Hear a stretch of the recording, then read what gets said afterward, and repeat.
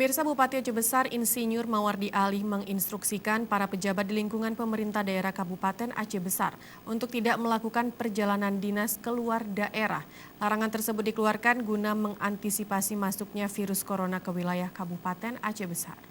Generasi muda di Kabupaten Aceh Besar.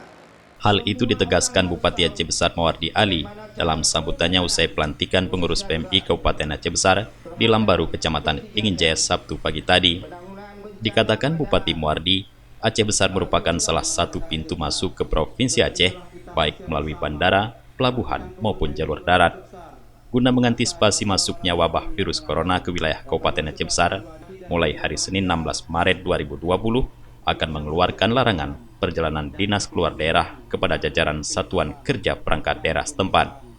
Virus corona yang sudah menjadi wabah global tersebar kemana-mana hampir ke seluruh negara di dunia, termasuk Indonesia.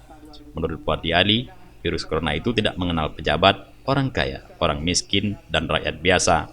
Bahkan pejabat negara sekalipun bisa terinfeksi virus COVID-19 ini. Karena itulah Pemkab Aceh Besar mengeluarkan instruksi kepada seluruh jajarannya untuk tidak keluar daerah sampai batas waktu yang belum ditentukan.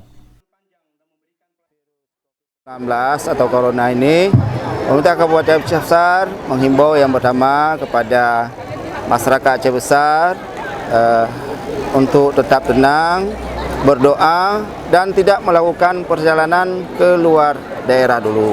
Pemerintah Kabupaten Aceh Besar, insyaallah mulai hari Senin telah mengeluarkan instruksi KIDHON kepada seluruh pemerintah Kabupaten Aceh Besar untuk tidak melaksanakan perjalanan dinas terlebih dahulu sampai wabah corona ini sudah bisa ditemukan nanti obatnya, sampai wabah ini sudah mereda, karena kita ketahui bersama adalah wabah corona ini sudah menjadi wabah global.